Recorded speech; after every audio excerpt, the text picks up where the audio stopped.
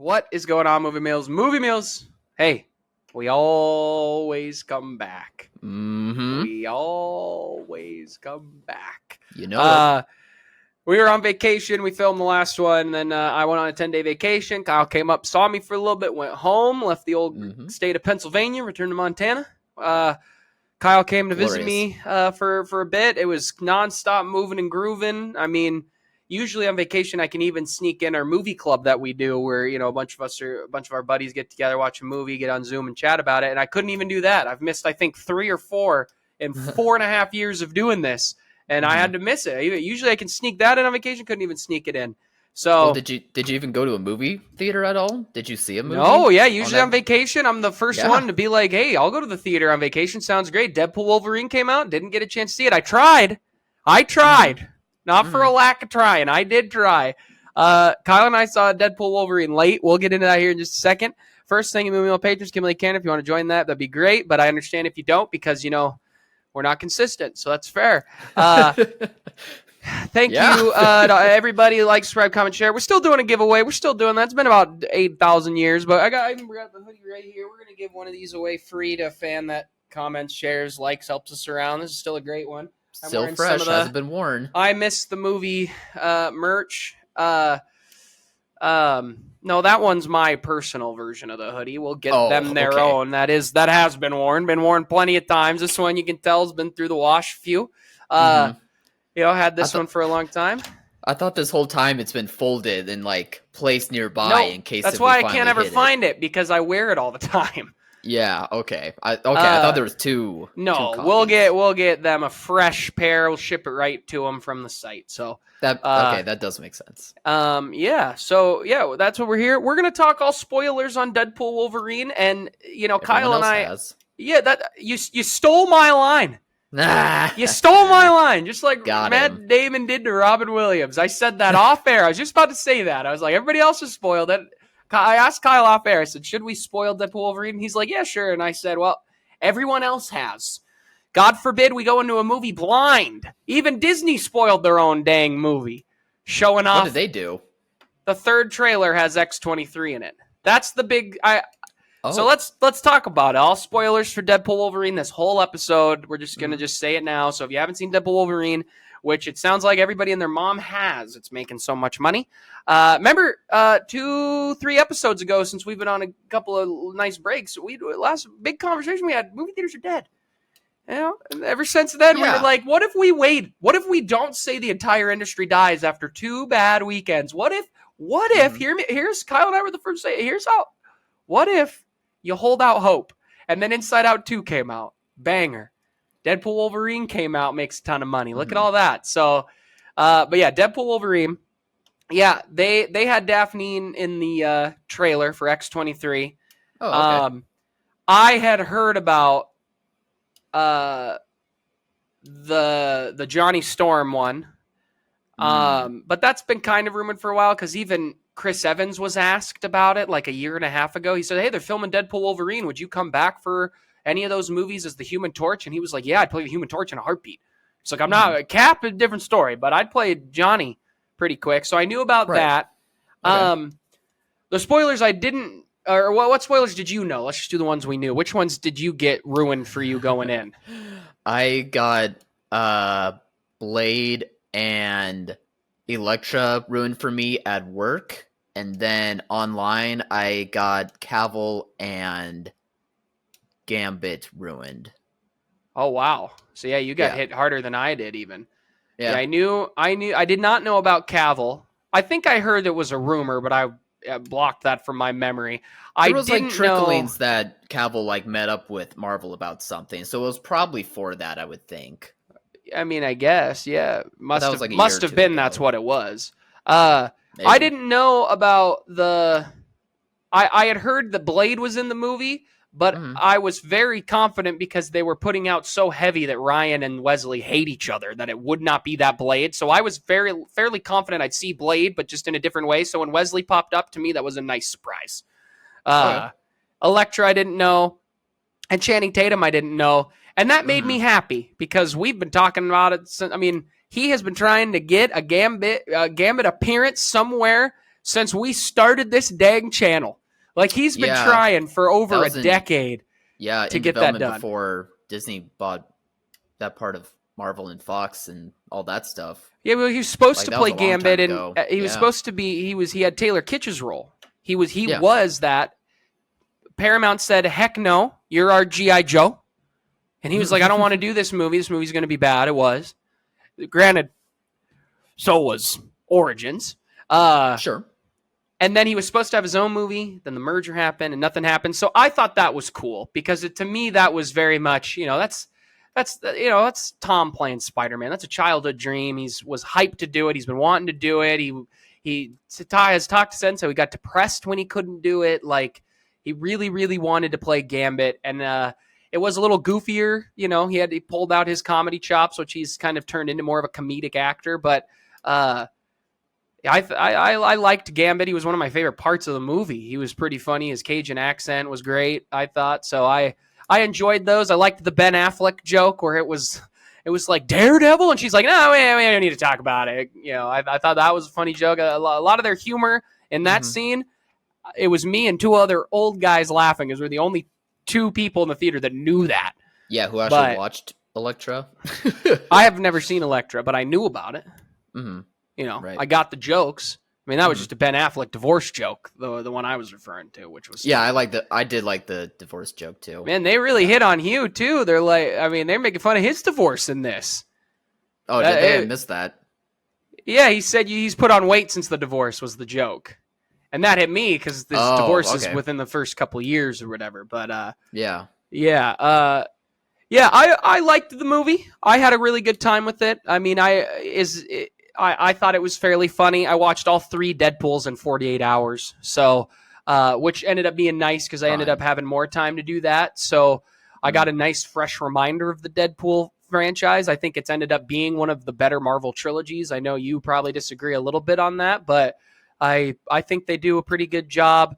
They were tasked with a lot of wackiness with this and the multiverse stuff, but I ended up enjoying it quite a bit. So you weren't a fan though. I hear horrifically bad to you. I did not think this was a good movie. So I am curious, and don't just say humor, because obviously that it does impact it, but I don't think if the humor doesn't hit, it doesn't necessarily make it a bad movie. You know what I mean? So like, what was it that was so comedy bad for you? I did not think like the overall story of what they were trying to do was strong. I didn't like the angle that they approached with trying to make the multiverse as the way to give Deadpool like his own arc about trying to be like a better hero. Like, my views on multiverse aside, I just didn't think it was like written as strongly as it could have been. Like, I felt like in the first Deadpool, like some of that writing for why like he can't be considered like a good hero was a bit better compared to like this writing that they were doing here. And I don't know, just I guess going into like the multiverse stuff too, it wasn't like it was too much of what they were trying to pull off, but one, it's just been a little tired for me, but also two, I just didn't think like it fits well for Deadpool as a character for myself. I think he works better in a more self-contained sense rather than, as like a large like concept. And I also just wasn't a fan of them trying to be self-aware with the corporate synergy of like it all, particularly within the humor. It was trying to do that a lot more. It's one thing you when didn't it's like the fourth wall jokes about Disney and everything and all the way the universe is going. I thought a lot more of the humor in this movie compared to the other two was way too inside baseball, way too inside like the going-ons of like corporations compared to like the other two movies, where I think a lot of the other two movies like have an even mixture of like general references but also like inside baseball references. But I thought this one went way too far into like the inside baseball of like what's going on now when it comes to like this brand or these corporations, and I just think it puts a little bit of age to it like far too soon when like watching it in real time. Not to mention, I also thought this movie just looked ugly. Like there was like some good action moments. I thought there was like, even for myself, who's a bit more of a cynic these days, there was superhero imagery, like seeing Deadpool and Wolverine, the costumes standing next to each other, where I was like, that's cool. Like that makes me happy to see. Did you like that fight? Where he puts the mask on? One-shot. That's the fight. The internet's really popped up. That's a very good fight. Did you I like that one. fight? The old boy reference was a nice touch. Yeah, I thought that one was good. But at the same time, like the majority of the movie just looked so, ugly to me. Like I just didn't think, outside of like those action scenes, like the majority of like its cinematography and its aesthetics, just looked way too flat and bland to me. And I don't know. That's been like that for most of Disney's movies lately that I've noticed a lot from, but this one especially just really was too noticeable, too jarring. Fair enough. I push back on some of that. I don't think the inside baseball stuff is too much. I think it's pretty even across all three movies. They make a lot of jokes about Fox and the Fox movies in the first two. That's half the jokes I laughed at rewatching them. They make a ton of them. And they make a lot of shots of Disney in the first two as well. Not as much, obviously, now that they are owned by Disney. But it felt like this third one, granted, I haven't watched the first two in a while, but I do feel like this third one really was taking it up a notch to where, I don't know, I just didn't feel like there was a good, even mixture of the both sides of it. Like, I don't know, just something about it, like, and how much they were doing it rubbed me the wrong way, personally. I don't know, it just felt weird. I really don't think there's that much of a difference outside of maybe a few specific Kevin Feige name drops. I think there are quite a few of Kevin Feige name drop jokes in there, like the cocaine joke and stuff, but I thought that was pretty funny. I do agree with you to an extent on the CGI. There were a handful of times I was like, this does look Multiverse Madness, Ant-Man and the Wasp, Quantumania. Like they look like this, and those at times looked really good and at times looked like really rubbery. I got that rubbery feeling. I actually thought his mask, Wolverine's mask, looked really rubbery when he put it on. I was like, that is a CGI mask. Yeah. They're all CGI. They've always been CGI'd.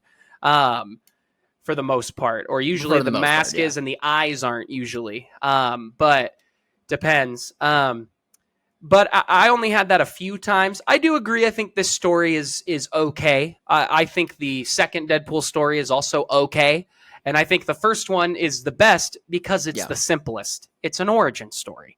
But I do appreciate that these movies they all start the exact same. It's all Deadpool losing Vanessa in a way, learning to come to grips with part of himself. They all three start the exact same. He just changes what style of movie it is. He says, this one's a romance, this one's a family film, but it's all about the loss of Vanessa. He narrates the beginning and the end. Happens in all three of them.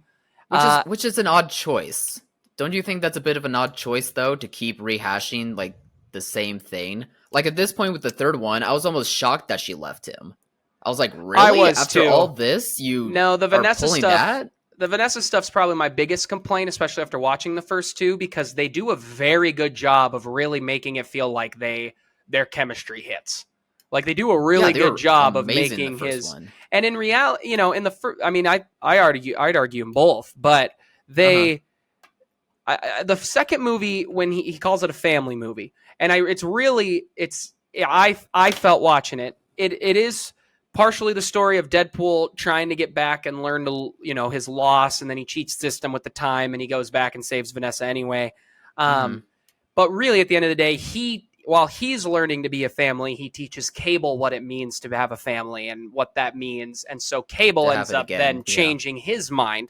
I actually think all three Deadpools, when they do get serious and the characters do hit, I think it does work. Those are the moments I actually am like, this is why I think these movies do hit, when the characters are like, even with Hugh in this movie, a couple times when he was really struggling, he was great when he was sitting there. Even the line with X-23 where they're talking at that fire. Is it fully earned in this movie? No. But for the fans who have rode with Hugh Jackman, I just watched X1 and X2, watched half of it. I still got to finish the other half of X2. Next one for The me. other We can talk day, about that later. but Yeah. but like, I mean, it's just crazy how consistent he's been with the character. So if he wants to come back and play him, I mean, I'm all for it. I mean, he's so great. I thought those jokes were great. Deadpool whispered, they're gonna make you do this till you're 90. I thought that was hysterical because it's true. And let's also call a spade. And you can correct me because I'm not the comic guy. But is Secret Wars not a giant battle royale of Marvel characters in different universes? Is that not the comic? Not in different universes, at least not the first one. So it's just one universe, but they all fight in like a big battle royale. At least the first one, it was like a heroes versus villains situation. I'm trying to find my copy of it now, but I can't see behind this chair. Well, and it's pretty clear, and we can transition and come back and forth to talking about San Diego Comic-Con, which Marvel came back to for the first time in 3 years, because there's some big announcements that I'm sure we want to touch on. Well, I mean, yes, good, but like San Diego, fix your problems. You know what I mean? They still have these problems we've been complaining about for 10 years. Oh, it's just, from what I've heard, it's just way too small of a venue in general. It is. And they don't apparently the city doesn't take it super serious, and they don't help out with certain things and stuff. But, sure. Yeah. So if Secret Wars, go ahead. Well, I was just going to mention that Hugh Jackman was great in this, which wasn't a surprise to me. Like, he just dials in with that role, but I was surprised that this movie didn't ruin Logan for me. Even with like the joke and like how they used like his corpse at the beginning of the movie. It's funny. It was clever. It was clever. Funny. I'll give it that. And he brings it up. We're not going to do that. And then immediately he's trying to do it, and then they still don't let him do it. So I think it works. Yeah. Yeah, Hugh's dialed in. Like, I still think back on like the Honda Odyssey fight scene, and before that he's roasting Deadpool, and you just see Hugh Jackman, the actor, like disappear and see Wolverine come out. You know what I mean? Like, it's one of those things where like he just really knows the role that well that he just disappears into it, and I was like, damn, he's so good in the role.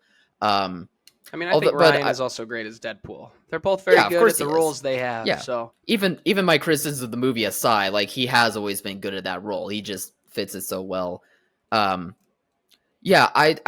think I wasn't fully on board with the use or with the conflict of Wolverine's character or of this version of Wolverine, because they kept harping so much on him like being the worst version of Wolverine that's out there, but then when the reveal happens, like, of him like accidentally letting his team down and them all dying, for some reason it still didn't hit me as well as it should have. Like, it didn't feel didn't either. Yeah, which I felt very disappointed by. But also I don't know, I just didn't feel like, despite him like obviously being, drinking his feelings away and him being very scorned to like everything outside of himself, like something about the way they were showing that character just wasn't hitting for me, that this really was tearing him up inside, or like that this was the worst version of Wolverine, especially when you have a montage, which is a funny montage of like all the other Wolverines, but it was funny. You've seen some work. There was like comic him accurate. With like the comic reference of him on the cross or whatever. I'm like, I don't know, that one seems like that's the worst version. I think they were all comic references. Yeah, the Hulk versus and Wolverine. I didn't know Henry Cavill was coming. He looked great. I was like, all right. It was funny. Yeah, I like that one too. But yeah, I just wish they again tightened up the story in terms of like both Deadpool's arc and I guess Wolverine's arc too. So disappointed by that as well, but he was still really good. So yeah, no, I don't necessarily disagree. I actually think we kind of agree more about where the story and everything lands. Some more jokes, it sounds like, worked for me, and I just ended up having a better time at the theater. You're grumpy these days. You're a grumpy guy. I'm not grumpy. Look how cheerful I am. Is this not the face of a cheerful person? He's a grumpy guy. What are you talking about? So yeah, calling a spade. If they're gonna do Secret Wars, it does make a little bit more sense if all these old actors who have played these Marvel characters are like, no, I'd come back for that. That sounds great. Like, it makes sense. Now we can get into Comic-Con here. So Sure. they announced the Russo brothers are coming back. It had been a rumor that they were maybe in negotiations to do Avengers. Then there's the big reveal where Tony comes out, where Robert Downey Jr. comes out, takes the mask off, and he's going to play Doctor Doom. That they have changed Kang Dynasty and into Doomsday. They have very clearly said, we're not doing Kang. We've cut it off. And, you can say what you want about Majors' case. I think take everything else, just looking at Loki, he's very good in Loki Season 2. Loki Season 2 was great. I loved how they portrayed Kang. I do find some of the fear that they've put in Kang. I found him to be menacing in Quantumanium, even though I didn't love the movie. But I understand why they have chosen to move off of him. It sounds like I've heard rumors, and maybe you'll verify this, that Robert Downey Jr. said he'd come back and do it for a massive payday, and the Russo brothers had to come back to direct. Apparently, he said he would do it if they came back. Yeah, apparently he's going to get like $80 million or something. Yeah. Plus like revenue of the actual film, or maybe it's all tied in there or something. I don't know. And I've seen a small minority of people on the internet trying to get at Disney for, bashing them for paying $80 million for one man, but they wouldn't like pay other actors or writers or other people employed, which they're absolutely correct, of course, but naturally Disney's just so powerful, they're just going to turn that off, you know what I mean? And right now, who has the biggest movie of 2024? Disney. Who has the second biggest movie of 2024? I believe it's Disney. Also Disney. So, and Wicked still to come out. I mean, they never really left. They've always been turds. This is... Don't worship corporations. Never. What's crazy, though? I thought... I have seen more discourse about RDJ than I thought. I thought every one of these crazy new young generation super fans were all going to be hyped, and I've heard more, no, we're not excited about it as much. And that makes me a little more happy, because that's how I feel. Here's my thoughts on RDJ, okay? Russo brothers coming back, I don't really care. I would have preferred the guy who made Shang-Chi to have done Doomsday or Kang Dynasty, then turned him Doomsday like he was going to, because I like Shang-Chi. I think it is one of the better ones they've made since. And I want new blood. I do want new blood. The Russos have not made good products since they've left. They've made okay action movies. They've made okay dramas. They've made okay movies. They're big comic nerds. They know the world so well. I don't hate it. I'm okay with it, because I know they can pump out good product. I love Civil War. I love Winter Soldier, and I love Infinity War, and I love Endgame. I think they're all four great. Are they going to, listen to the fans better? Probably. They know how to handle big groups of characters. They know how to do these big Avengers movies. And if you're going to bring back anyone to, you bring them back before you bring back Joss Whedon. God forbid you ever bring him back. Please don't. So, because he's a terrible dude. But I don't hate it. If RDJ is just playing a version of, we have to talk in the scheme of things, that we know they're doing multiverse. If you're going to be doing this big multiverse project still, and you're going to continue with it, you're going to keep doing it, even though, even Deadpool said they're not doing very well. And we agree. But if you're going to do it, I hope it's one movie and he's done. And then I want a new actor playing Doom. I don't want RDJ to be on a 9-picture deal again doing this. And let's also call spade a spade. RDJ has made a show that I've heard is good, but not incredible since he left. He did win an Oscar for Oppenheimer. He's phenomenal in Oppenheimer, but he has not been popping like I think a lot of people continue to expect that he will since he leaves Marvel outside of doing Oppie. He also, I think, loves working with Disney. It's very clear that he loves working for him, and he knows he can make a crap load of cash. Well, if he's asking for the Russos to come back, yes, he clearly comes in and says, "I want." Too. Yeah, exactly. So I'm okay with it. If I maybe will give him, if they're gonna lead into each other, and this is more an Infinity War Endgame with these two Avengers movies, and they kind of overlap, I'm okay with him doing it in the two Avengers. And then I want a new Doom. I don't want RDJ to be playing Doom for 8 years. I like the idea. I think the idea of Peter Parker kind of being one of the leaders of this next Avengers group, looking at his father figure and being like, I can't fight him. He looks just like Tony. And they all are like, that's Tony. Tony, what do you do? Like, what if everyone else was like, that looks nothing like Tony, but it's only him? It would take away from the stakes, but I think it'd be really funny. Yeah, I'm okay with it, but those are my thoughts. Where are you at here? I'm not so much okay with it, I guess. I mean, I think even if this character, Doctor Doom, is like a multiverse character and he's from somewhere else, I still would rather it be just a new actor in general. I agree to that. I wish they would have picked a different actor first. I actually wish they would have done like an unknown or one of our boys from Challengers. They would have been great. Sure. I don't know. I understand that like the Marvel fans have probably poked the bear at Marvel so much that they're like scrambling to try to like right the wrongs and make people like them again. But I don't know. This one just feels like it's the wrong way to do that, of just to bring back what works, but just in a different way. I'm sure Downey himself is going to play the role just fine, but I think he'll be great. He always is. Just, and I'm sure more casual audiences are going to be more intrigued by it rather than be disappointed by it. I think it's very much like the inner circle of hardcore fans that are more critical of this decision. It's very clear that Disney knows to give the people what they want. I mean, they're even looking at Tom Cruise to come and play a variant of Tony Stark. So like, it's clear that they listen to the fans. They know they're going to do this big multiverse thing. They can pull people from all areas. And so that's what they're going to do. Yeah. Yeah, that's exciting. So yeah, I'm not on board with it either. I would rather just be a new character. I really want a Doctor Doom that is actually like a good version of that character rather than the last misses that we've had with the previous Fantastic Four movies.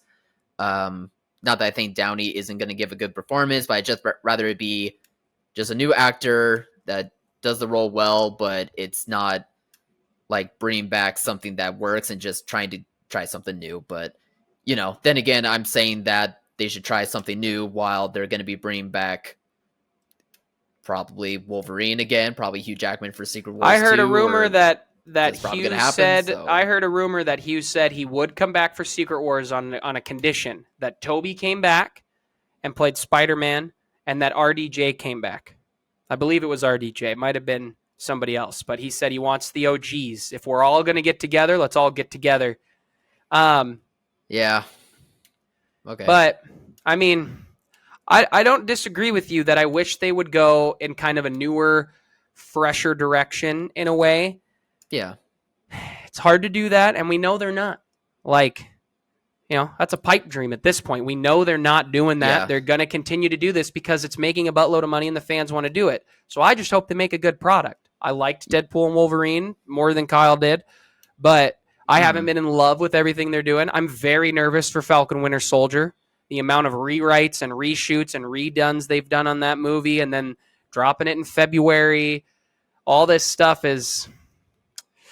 Well, also, I really think they were banking on Kang. I think they pivoted really hard, and I do think a lot of the reshoots of Captain America Brave New World are actually because of the changes up for Kang. You think so? I didn't feel like that was a very Kang-y type movie. But... I think, well, not all of them, but I do think it's because there was rumors that their test screens were not going well. But I do think it's part of it because I think they want Brave New World to be like, all right, this is the start of the next massive wave of, hits here. We're getting close to Avengers in a year because it'll be a year by the time we get to that where we, a little over a year because I think it comes out May of 2026. So it'll be a little over a year and a couple months. But I think they're really gearing up and they're like, this is going to be the new wave. I mean, we have one Marvel movie this year and we've been accustomed to 3 or 4. Granted, yeah. And I'm glad they're not doing shows. Get shows out of here. If you think the movies are bad, go watch She-Hulk. And I didn't even hate She-Hulk as bad as everybody else, but it is not good.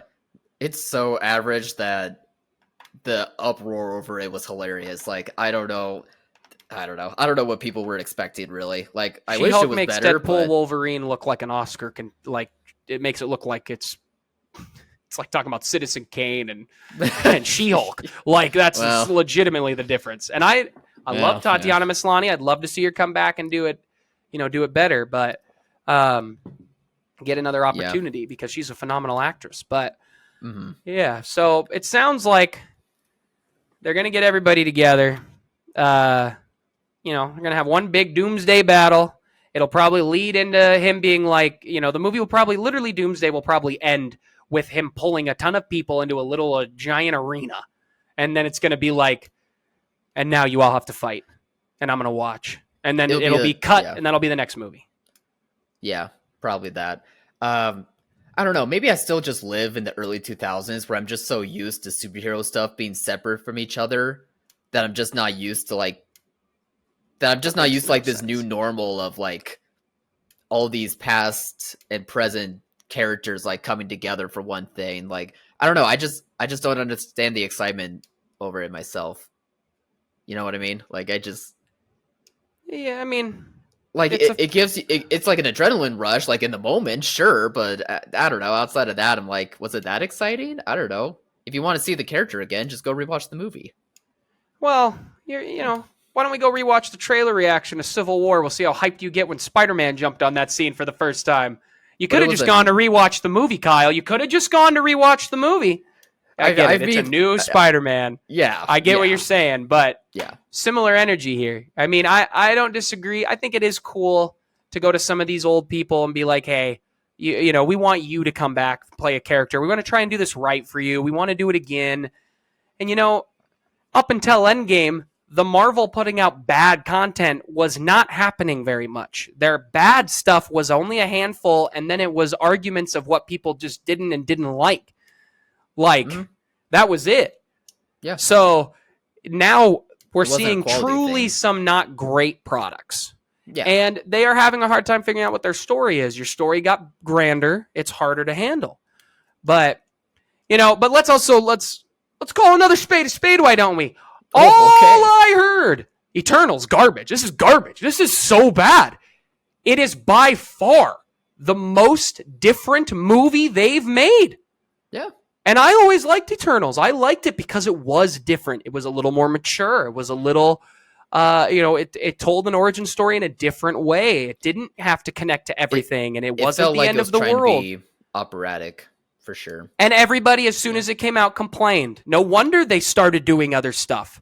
Chloe Zhao is still, I think, apparently working on Eternals too, but who knows if that'll ever actually happen. I actually thought I heard Feige saying there's no Eternals 2 planned. Then exactly. So, which we can't get mad when they do give us original. And, if you really hate Eternals, I mean, go watch She-Hulk and I'll show you how good Eternals is. Like, come on now. Like, the difference from what an Eternals movie is and I even think Shang-Chi, to what some of the movies they've put out now since, and I haven't hated them all. I've enjoyed them to a degree, but I can feel that it is getting less. We're also getting older. We're pushing 30. It's not being made for us as much anymore.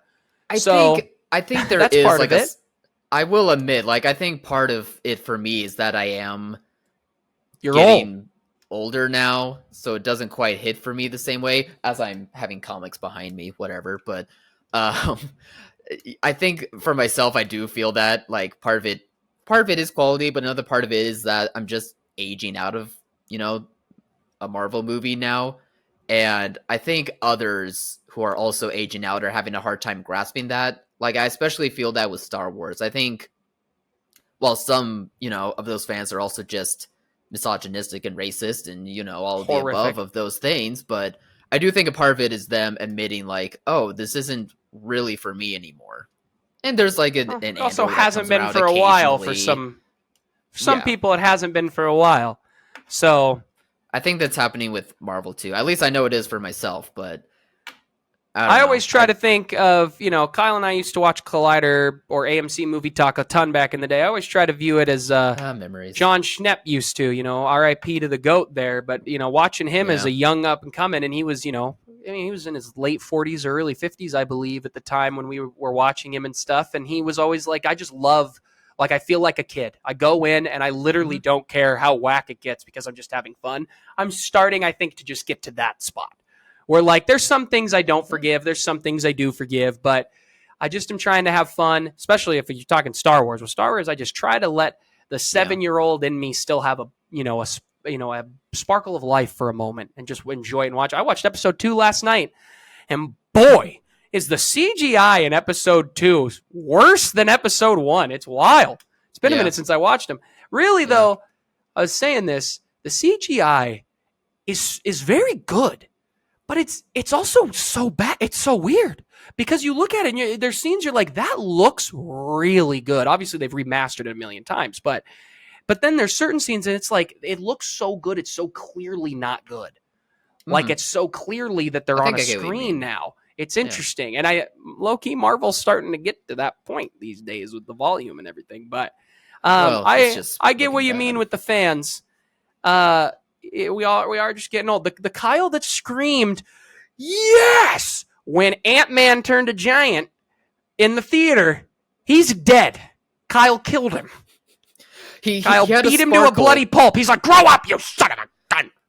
He had a sparkle with Deadpool and Wolverine with the mask on standing next to each other. That was there. I was like, that's nice. And then I wish the rest of the movie lived up to that, but, it did. Yeah. I get what you mean, though. Like, it is healthy to a degree to, like, just enjoy a movie, in that way that you're kind of describing, but Deadpool just didn't do that for me, clearly. Funnier than Guardians of the Galaxy Volume 2, I'll tell you that right now. No. It's very true. That's bait, not falling for it. I know, I'm trying to get him fired up. Not doing it. Trying to get the old man since he killed my buddy. I was only friends with the 7-year-old Kyle. That sounds weird. Hear that out of context. But that is how I try to go into these movies now. I feel like my run, Endgame kind of was, I think, for our generation, the stopping point too. So there is a bit of, they're not being made for me as much, which is not fully true because they're bringing back all these old characters that are for the older adults. So, it's the dads watching it going, is that Blade? That's awesome. Like, do you know who Blade is? Like, I understand that. It can create some great moments for families and stuff. And I just try to go in like Schnepp, talked about on Movie Club or Movie Talk and just, wanted to, I just try to go in and let the 7-year-old enjoy what he can. I forgive some things I really can't forgive. And I just walk out hoping I had a good time and, don't, regret it like I did when I left Cats. Well, hey, man, we should all try to be more like Schnepp. Like, that man was...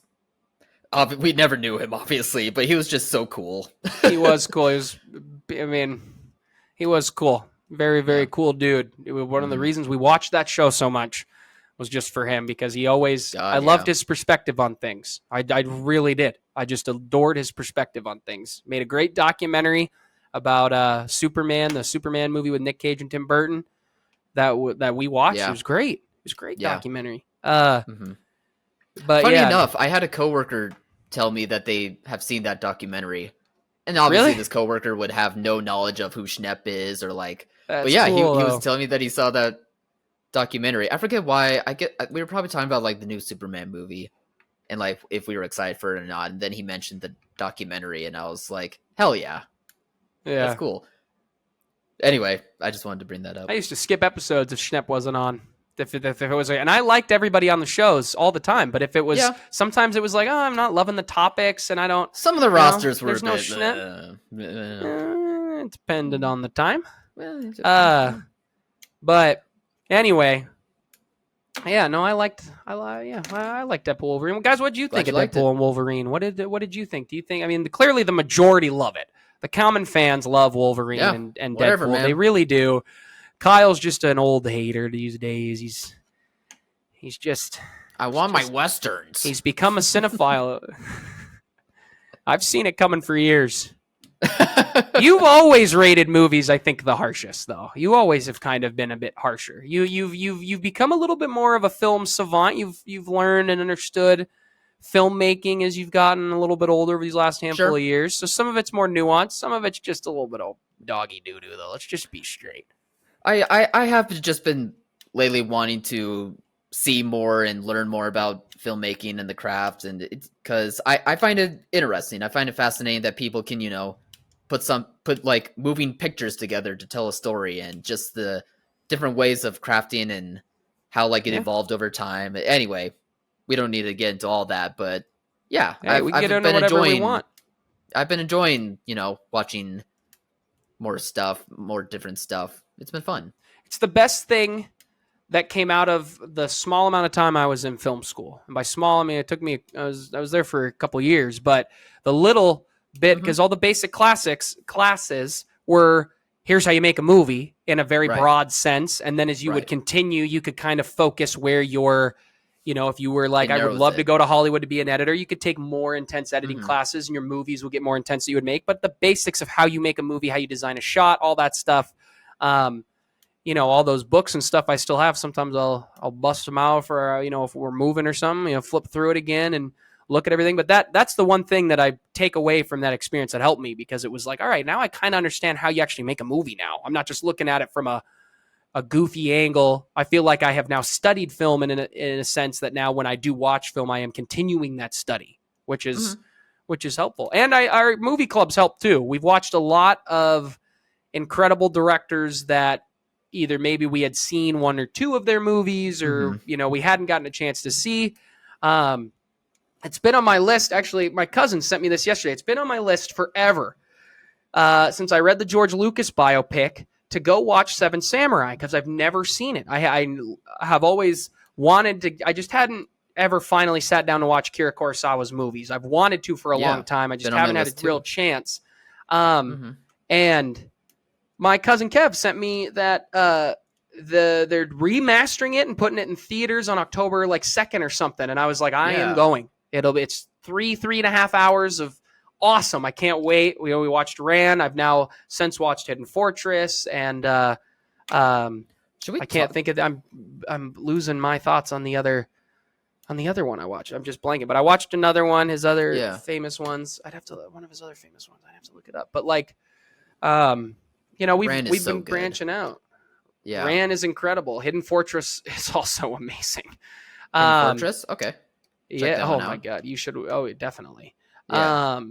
Hidden Fortress. Let's see. I'm gonna look it up real quick. What's the other one I watched? No, just the Ran is both beautiful. I watched visually, Rashomon. And yet, Rashomon. I should have guessed. I watched Rashomon. Yeah. Fantastic little tight story. It was so well done. Yeah. But anyway, go ahead. Sorry. No, I was just saying, Ran visually is just spectacular and beautiful, and yet it's so depressing isn't the right word, but dour, I guess, is a better word to describe it. Which Shakespeare story is it from again that it derives? I do not remember the name, but it's an adaptation of a Shakespeare play, because I don't believe the Shakespeare play is necessarily one of the the better ones. Yeah. Well, the ones people know of as well. Yeah. I have it written here, I think, on my Letterbox, but it won't let me see it because it's being weird. Wackadoodle. It's obviously not Macbeth, although that's the only one that I know of off the top of my head. But no, that if people need to check out, it's based on King Lear and the legends King of the Lear, 16. And legends of the 16th century. Diamo. Yeah, but if you guys just want to see one of his better ones, a great movie like Ran, just go check that out. Ran. When there are movies. This is how people fall in love with film, truly, and where you start to say it's a film, where people make fun of you. But Ran is one of those movies that when you're watching it, even if you shouldn't, if you can help it, try not to be watching every movie on your phone. But even when you're watching it on your phone or something like that, you sit back and you go, this is cinema. This is what made a Spielberg and, even Akira Kurosawa. This is what made them. They watched something that made me feel the way I'm feeling. I'm watching cinema. And there have been blockbusters that have done that. I actually think Infinity War and Endgame do capture that in a way where you're sitting there like, this is cinema. Like, this is cool. What they're doing with everything is great. The story is really solid. This is really great. I think Jurassic Park and Jaws set people back. I think The Exorcist makes you think that. I think Silence of the Lambs makes you think that. I think Get Out makes you think that, where you're like, this is cinema. This is what you can do. It makes you fall in love with it. Like, there are movies sometimes I walk out of the theater and I'm like, do I want to go back to film school and then go try to do this again? Like, you know what I mean? And then you just get on a podcast with your buddy and you just chit chat about it. But like, that works too. Like, there are movies that do that, you know. Go check all those out, because Seven Samurai though in October.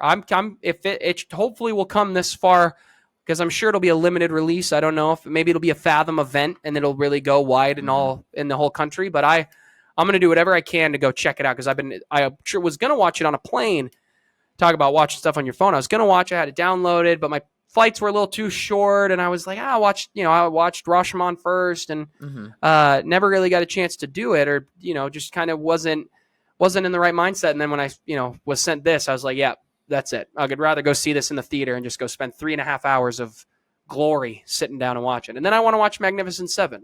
I'm waiting to watch the original Magnificent Seven after I watch Seven Samurai, since it's an American remake. I want to see how it holds up, and how because I've seen the newer one and I liked it, but I want to watch it. I've never seen the original, so I want to see the original. Forgot about that newer one. Yeah.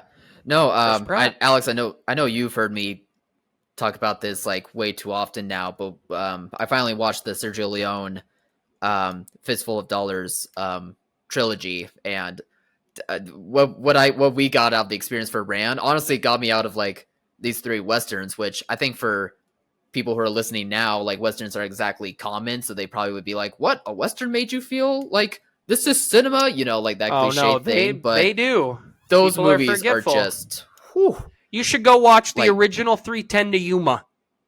You could also watch the remake. They're both good, but 310 to Yuma is fantastic, and it's the first movie ever to use real time. When they're like, all right, starting now, there's an hour till it's going to hit the fan here.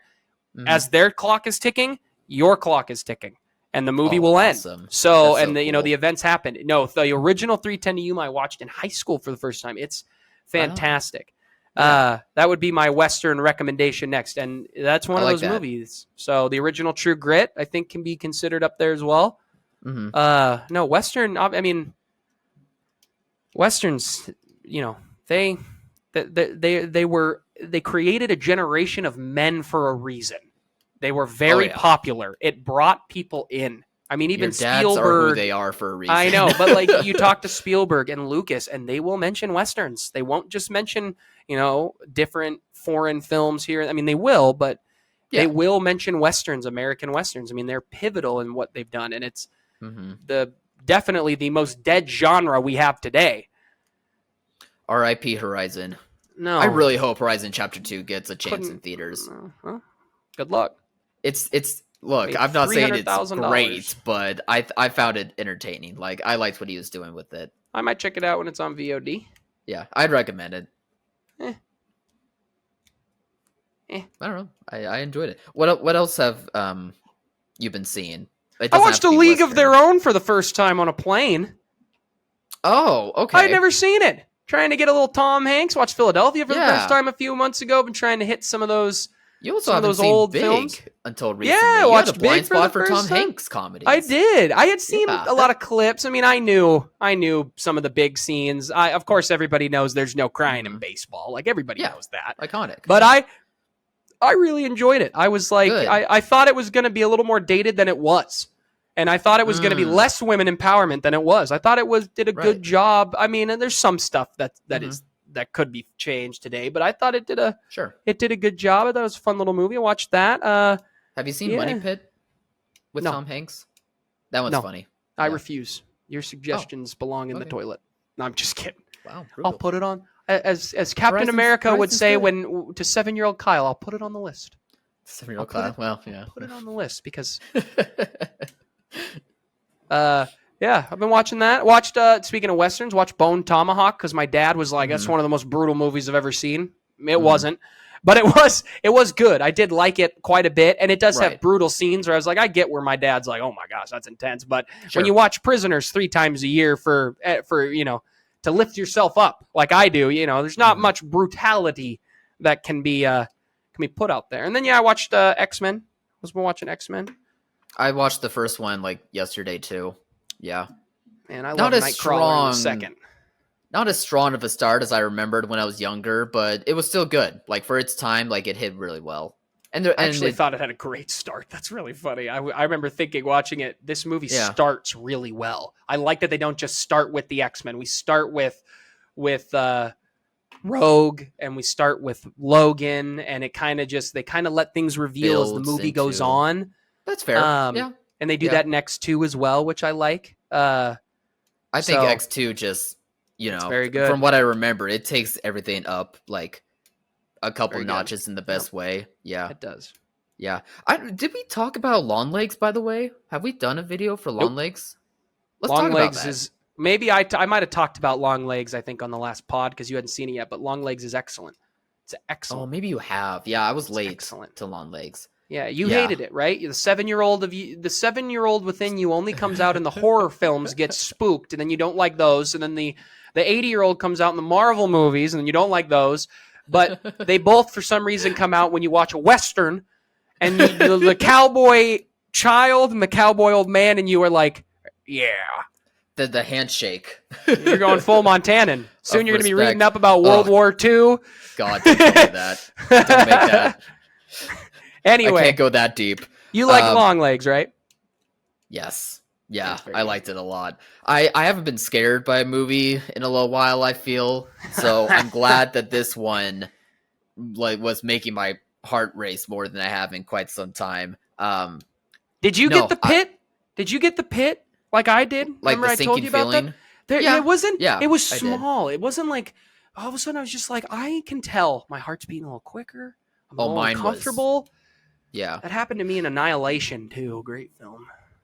Oh, okay. Yeah. But that one is anyway, good. Long Legs. But yeah, I like that it was taking inspiration from the other mystery serial killer thrillers, like Memories or Memoirs of Murder and Zodiac. Memories of Murder.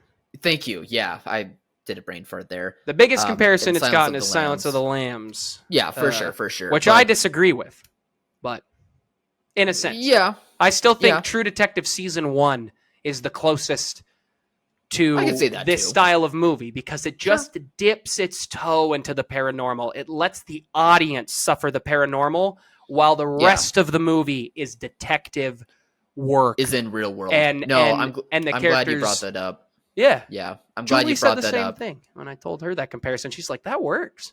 Yeah. Everybody doubts No, that's me. what I liked about this movie too. Like it was taking inspiration from those other types of things, but it made it its own in terms of like having the paranormal be in the back of your mind of like, maybe there is something more to this, but like you still are enjoying like the real world solving of everything going on. You still like the real world reasons for why things are going on, even though there's still like that paranormal hint in the background. I just wish the third act, I disagree, was tightened up a bit more. I wish it wasn't so, without spoiling anything, revealing of like why things are happening, because I liked how everything was so like in your head almost of like, well, what if, like the what ifs of like what's going on within the story.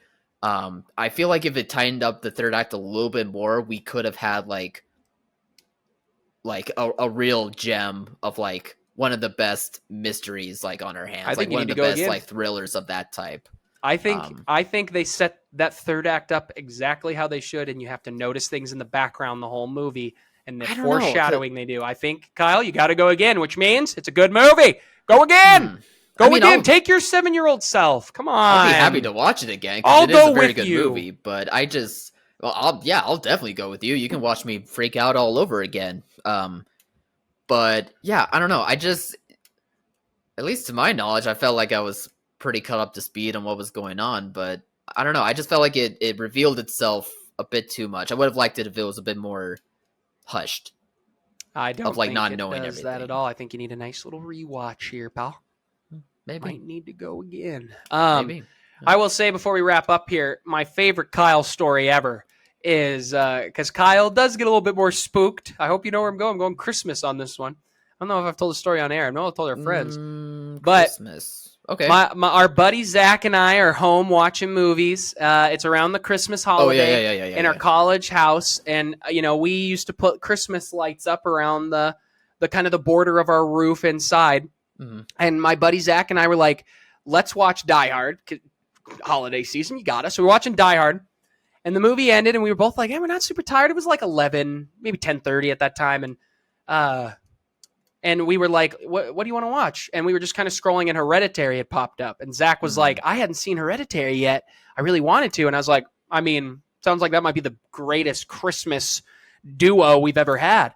And he was like, feature. Yeah, that sounds great. So we put on Hereditary, and not 10 minutes later, Kyle comes walking in the door from the girlfriend's house, and he's like, "Hey, what are you guys watching?" And we pause and we tell him, "Yeah, whatever." And Kyle's like, "I didn't see it either. I didn't see Hereditary either." And Kyle had started. We were starting to get into horror. We were never big horror people. We were starting to get into it. The It is really what changed it. It happened, and that was probably it. And then you didn't go to Hereditary with me. But then Kyle was starting, time passes, 6 months goes by and he's getting more into it. So he's like, you know what, I'll sit and watch with you guys. It sounds fun. And me knowing that Kyle's a little bit more spooked than Zach and I might get, I'm pretty close to where that outlet is, where those lights are. It's the only, it's 11 at night in, Montana winter. Can be creepy, And so I just lean over. Right when I waited for a nice little spot at the very beginning where it gets a little bit more intense. It's not the scene I think everybody's thinking about. I waited just for it to get where you start to get a little squirmy, where you're like, what's going on here? And I just unsettling begins, unplug it. And before your eyes can adjust, because it goes pitch black now, other than the screen, and the screen's darkly lit, so your eyes are adjusting. All we hear is, I hate you from Kyle sitting behind us, because that's when we had our we were on the couch in front of you, were on the chair just a little behind us. So we set up, for context, laughing. We set up our one of our rooms in our place to be like a theater setup. So like we kind of had one couch, had like a couch higher up, I think, and then a couch raised even higher up on that. We had them raised, so I was behind there. It was so I remember we had to pause. We were laughing so hard, just dying laughing, because it's just so intense, and just in the darkness, you can't see him, you can only hear him, and you just hear, I hate you. I already had a stuffed animal ripped in half or something, because I was clenching to begin probably with. But anyway, luckily I have a spare. Anyway, a fun little tidbit if you made it to the end of the show. So, all right, guys, what do you think of the episode here? We're going to wrap it up. We'll be back next week. Hopefully, we're both back. Summer's coming to an end. So, Kyle and I hopefully get a little more consistent here. Might even drop videos in the middle of the week for once. We'll see. Guys, what do you think? Comment below. Let us know. I'm going to like, subscribe, share. Come join the patronage. Get a hoodie. All that great stuff. And as always, thanks for watching, Mom. See you guys.